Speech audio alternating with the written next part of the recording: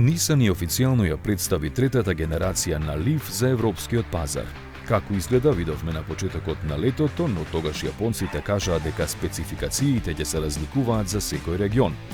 Каросеријата со исклучителна аеродинамика, што ја нацртаа јапонските дизајнери, располага со пространа внатрешност, добра прегледност и солидно голем багажник.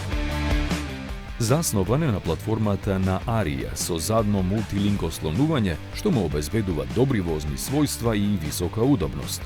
На купувачите во Европа ќе им биде достапен во две верзии со батерии доволни за 440, односно 622 км, кои се полна со моќност од 150 кW.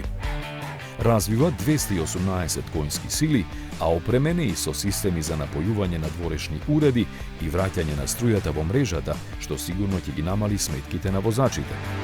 Производството, кое за Европа ќе се одвива во Велика Британија, ќе започне при крајот на годинава, кога ќе бидат објавени и цените.